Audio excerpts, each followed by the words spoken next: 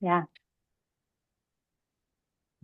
Good morning, Dr. Lee. My name is Dr. Wynn Tran. I'm the Associate Program Director here. Welcome to our program. How are you today? Hi, Dr. Chung. I'm so well today. So I'm really excited to be here today, and I'm really happy for your inviting me today. Well, excellent. We look at your profile, and obviously, you are one of the very exceptional candidate. Now, tell us about yourself.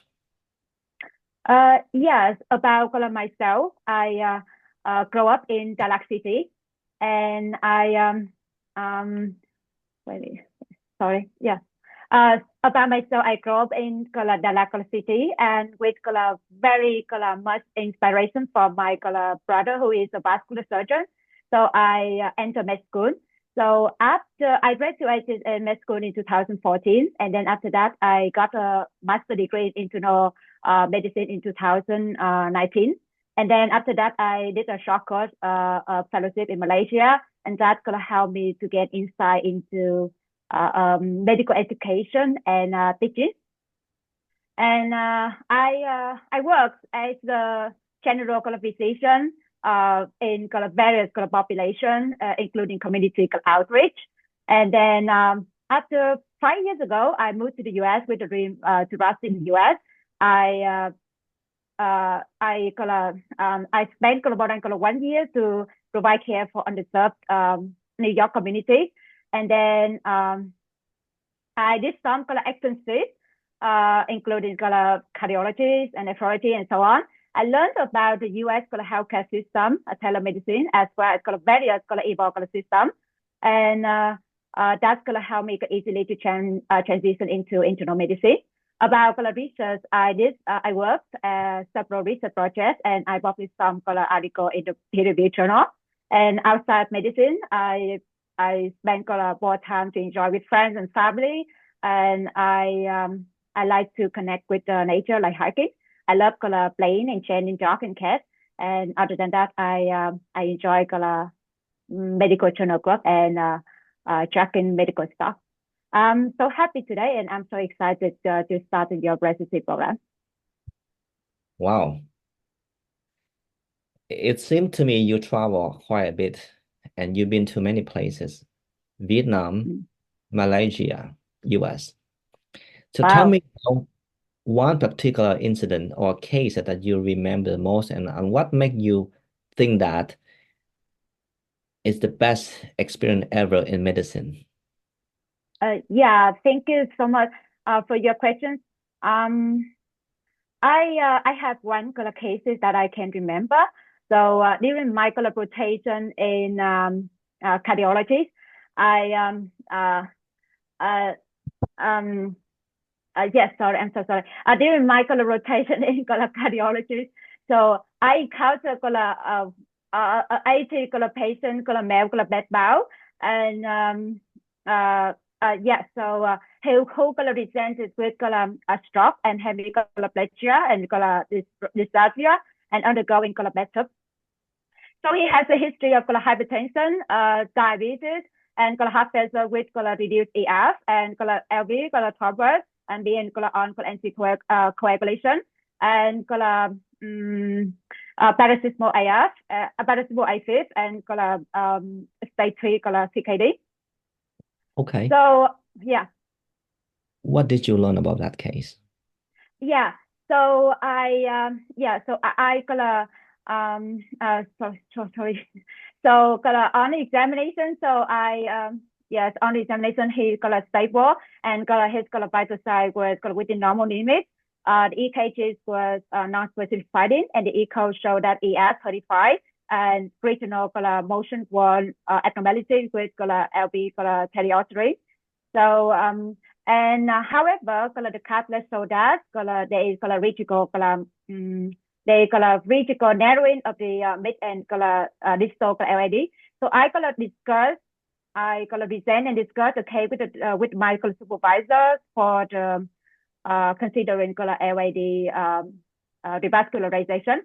But after holistic review of the case, including age and the patient condition and then multiple risk factors, CAD multiple risk factor, and comorbidities. So, and also discuss with the patient and his family. So we decided to reach. We decided go directed medical therapy only. So I learned that case because that I learned about that because that medical therapy and intervention should be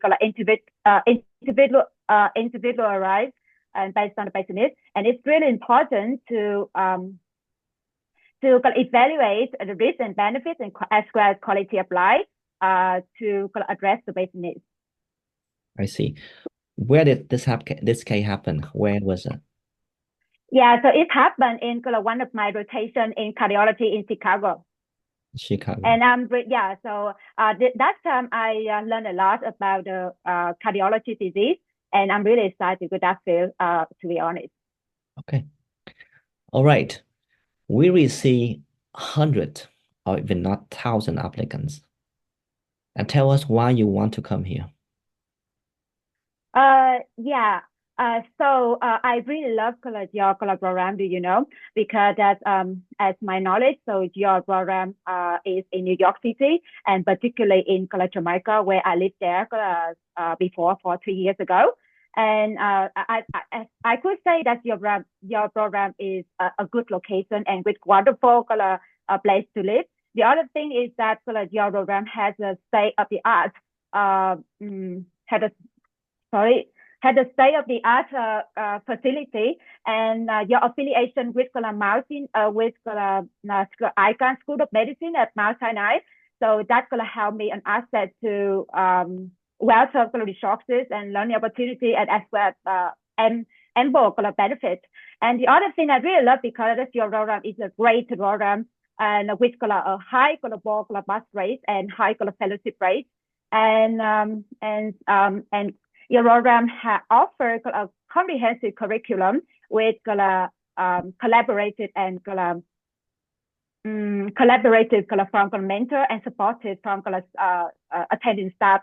So as well as I know, so your program also has a well-based program and provide a great balance for work and life for residents.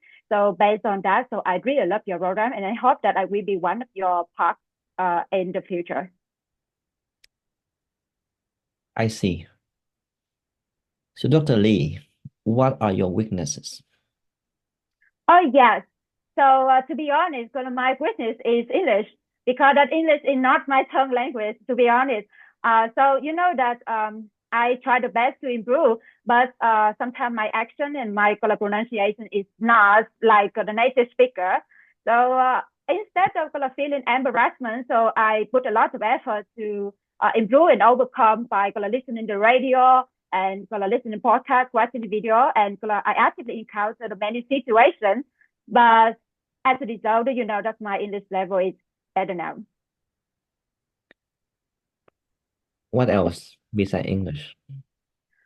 Oh yeah, thank you. I think that the other witness is I'm so introspective.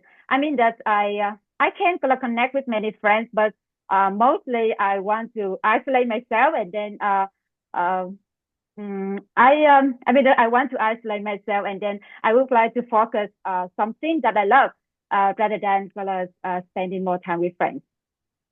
But I know that it's a little bit limited for me, especially in medical field. But I try to improve that by connecting with more friends and then have a conversation to make me feel fresh and full of energy, so that I can prepare myself for your residency program. Okay. So you grew up in Vietnam. You went to medical school in Vietnam, and you went to Malaysia for some training, and subsequently you came to the US. How do you compare and contrast between Vietnam, Malaysia, and US healthcare system? Yeah, so I think that the healthcare system is different from country to country between the population needs, and I think that as I can understand that when I come to the US, I see that there are three main points so that the difference between the healthcare system. So I think that the first thing I think that this is a multicultural population. So that makes a difference. When I did rotation in the US, I encountered a lot of patients who come from all over the world.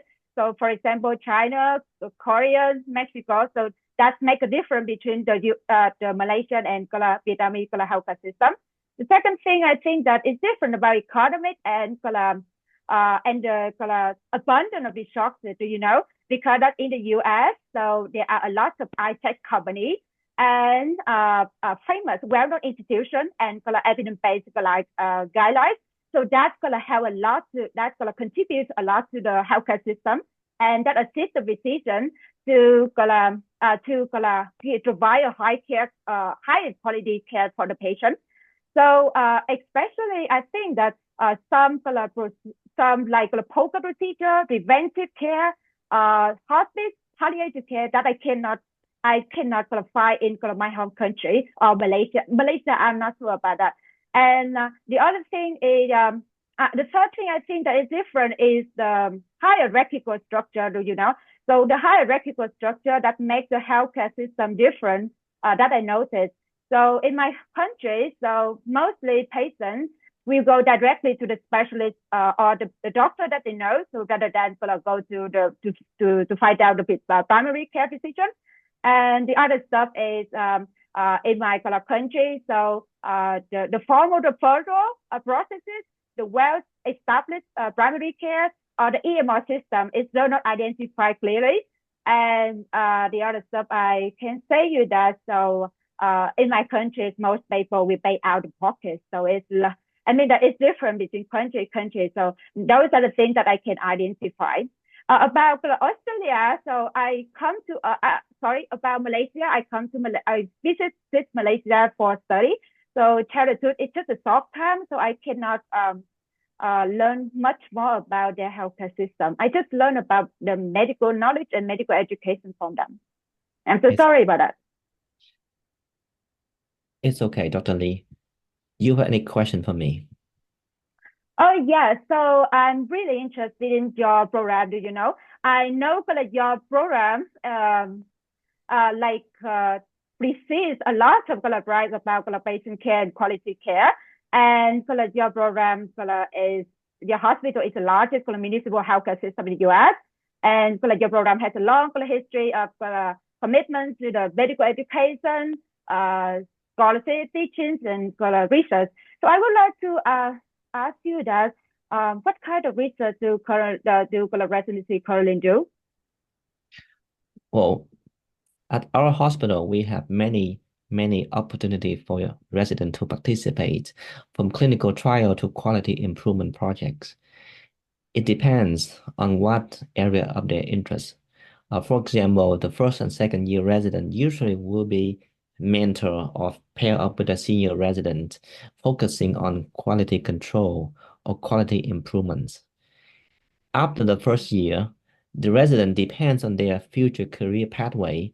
They may follow or pursue further research or scholarly activity that may fit their future interests. For example, people interested in rheumatology or cardiology will have projects that tailor to their need, and hopefully by the time that they apply to fellowship, they will have publications. Yeah. Anything else? Go ahead. Yeah. No, thank you for letting me know. Yeah. You have other questions for me? No, that I come to your program, so I'm not just come for residency, I just come for my future. So my career in future. So I hope that you can give me the chance to your residency program. Sure. We look at all the candidates, applicants equally, and we will have a system to evaluate based on the best interest of the program. We would like to thank you for your coming today. Now, one more question. I look at your profile, Dr. Lee. You mentioned about research and future career. How do you see yourself 10 years from today? 10 years? Yeah, so it's a long time, right? So, but I can imagine me about myself after 10 years. So after 10 years, so I think that I will gonna keep gonna studying about and gonna follow up with gonna fellowship and live with that. And the other thing I would like to establish I would like to establish a charity fund that can help the poor people and the cancer people, especially children who suffer with the cancer. And the other thing I would like to spend for myself, I would like to travel somewhere and I would like to study one more languages because I used to study a lot of languages like Chinese, Japanese, and Spanish when I was high school. But the thing is that after that, so I cut off those languages and then I forgot. So right now I would after 10 years, I think that I can restart one more language. So the language that help me to communicate with patients and understand them, and then I will happy with my life about that. All right. Thank you, Dr. Lee. Yeah, thank you for giving me a chance to see you today. Thank you. All right. So this is my comments. First of all, Dr. Lee, you need to speak slower. I don't know how many of you read my books. I sent Sarah a summary of interview skill over the past several years with VietMD. The number one thing, common, I don't say mistake, but I would say this is a disadvantage to all of you guys. If you're nervous, your English is not pronounceable. I have no idea what you're trying to talk. So speak slow and clear and wait for your interviewer. I asked you several questions, but you just reading from the book. Wait for it. Wait for my response when I ask about yourself. For example, this is how I would answer my question about, tell me about yourself. Dr. Tran, my name is Dr. Lee. I'm from Vietnam, traveled to Malaysia, and here I am today. Would love to be part of your team. Very simple way, and see how me respond or how other. And then remember, this is a dialogue. This is a two-way communication. You don't want to read a whole book, and frankly, we know that. We look at your profile. We like to see how you interact with us. If you see a patient and you just keep talking about this, and if you time 80% you talk, or over 90%, between 80 to 90%, and that is not a dialogue, it's a monologue. All right, so that's the first question. Remember, every time the interview asks you, this is a chance to shine. It's a chance to tell about yourself, about the program. You in a very unique situation. You travel to Malaysia, you travel to US. This is your chance to show up your skill. Dr. Tran, I traveled to 3 different countries. I can tell you the most common thing of 3 healthcare system is we love to taking care of people. However, in the US, I see this is the best place where I can provide the best care I possibly can. For example, hospital like your program have a dedicated program to teach the resident doing this, which is I don't or I did not see in Malaysia or Vietnam. When you talk about something like that, you relate the question back to the interviewer about my program. Well, I asked about your experience, but if you can somehow relate to where you are and why you're here, you have only 20 minutes. So every time all your questions go back to 3 points. Why you, why this program, and why here? Other question, I asked about why this program. Similarly, you can tell. And one thing when I ask about a case, usually we want to see why you remember that case. And we know that this is a sick patient, this is something that, but we like to see some other aspect from you, something that very not so usual.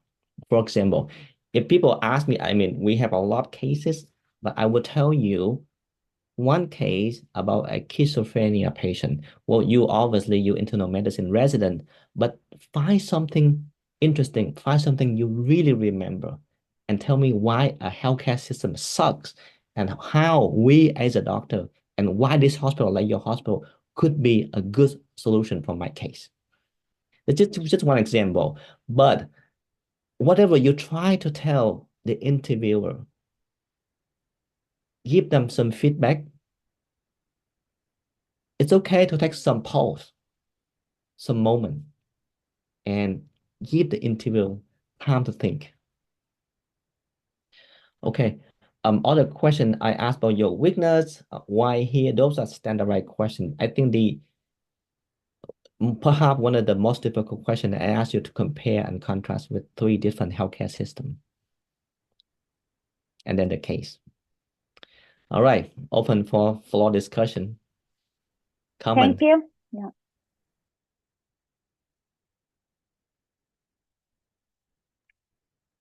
All right, all of you guys or Yeah. Dr. Any question? Yeah. Yeah, I was wondering, in preparation for your interview, um, do you have a do you have time to like read on the state of healthcare or like I'm not sure like what is your baseline knowledge and experience in healthcare delivery? You mean that healthcare delivery? Yeah, like what is like do you read about healthcare in America and some of the issues that we're facing? Like, do you Yeah. ever are you curious like beyond just seeing a patient? Uh, yeah, I agree that some book, but for a long time and then I forgot. I know it's hard. All right, Um, Lee, let me ask you a specific question. Why the US healthcare spend the number one money in the world, but why we rank 36 globally? Why? that's a hard. I do not know honestly, so you just give me and then you can tell me so I can learn. No, that's your job. As interviewer, I will tell you straight. Wants you to Google it.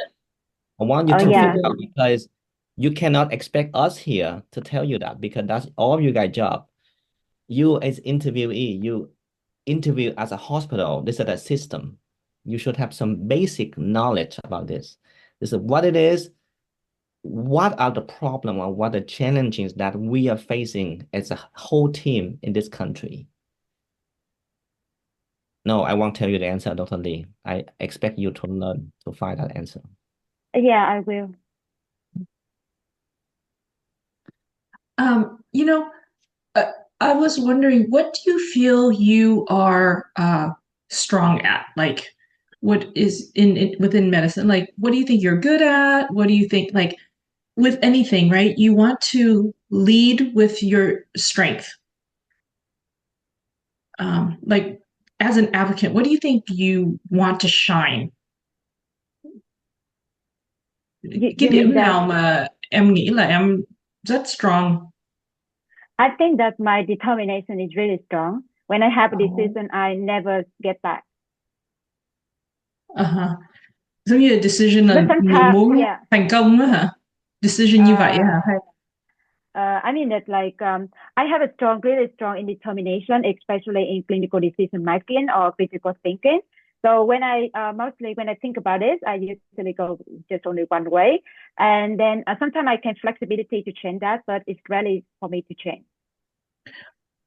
is that your I strength or is that your weakness? I think that this is my strength. Oh, you know what? The way you just told it to me, it sounds like a weakness. Really? Yeah. Yeah, because in medicine, we call it anchoring and bias.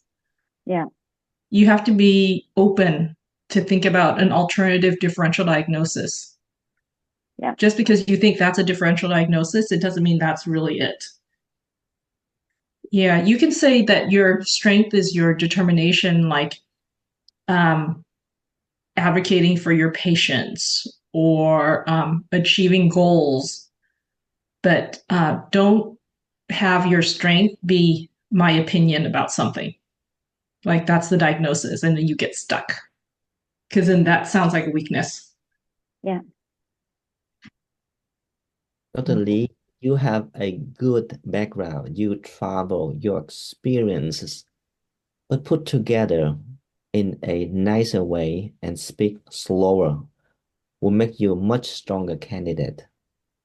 Yeah, I will. Remember, if I don't understand, and I will tell you, I have a lot of Indians residents in my team, and their English sucks. I'm sure Dr. Helen and Dr. But to be honest, I have no idea sometimes what were you trying to talk about? So actually taking like kind of piggyback on what Wynn said, I've been trying to tease it out to see why it's so difficult to understand. And I think when you talk normally like this, I didn't hear that coming. But when you talk really flat, really fast, like toward the end of your sentence, I hear the word color come out a lot. I'm not sure where's that. Like it's just the habit or what, but like it literally at every end of the sentence you can hear the blah blah blah blah color, blah blah blah blah color, and it kind of interrupting my pause. Like usually that is where you pause before you move on to the next sentence, and you kind of put it in as a filler word before you move on. It make it really hard to follow kind of Yeah. and so I highly recommend you come back and watch this recording and see if you can pick out what I was talking about, because like at first I thought it was my internet connection causing issue, and then it seems to be persisting through. But like when you talk normally, like just now with Helen, I didn't notice that at all. So yeah, I think it just comes out when you talk really fast. So I think when you kind of slow it down, allow yourself to breathe a little bit. I actually put it in here, like take a breath. So sometimes you just Yeah. Totally. slow down a bit. One last comments.